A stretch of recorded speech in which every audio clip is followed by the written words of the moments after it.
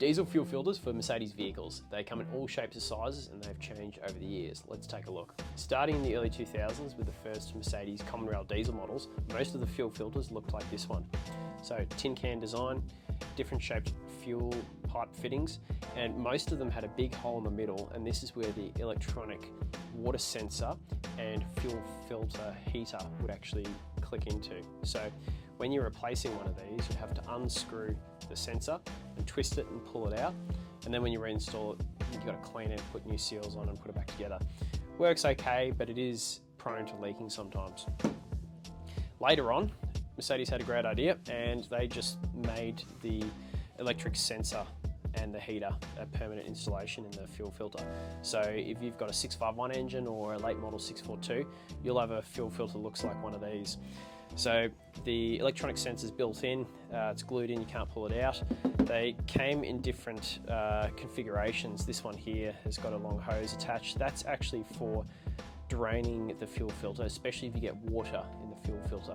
So if the sensor detects water, you'll get the message on the dashboard, and with the ignition on, you can untwist this fitting here, and the electric fuel pump in the tank will actually force diesel through the lines and out this hose here, hopefully with the water that's inside it.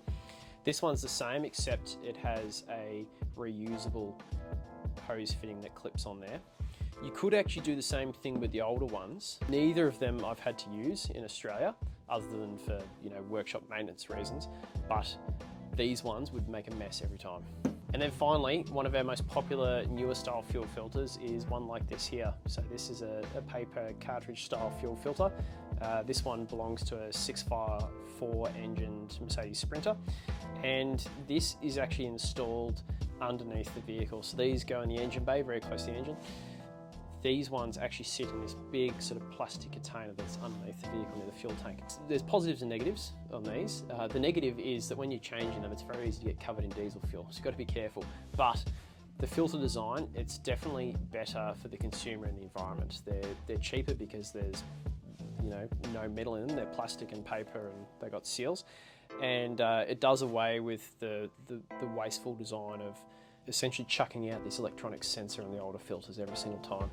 It's important that you replace your diesel fuel filter regularly. They do a great job of catching contaminants that come from diesel fuel, but you don't ever want them to get blocked up and restrict fuel flow.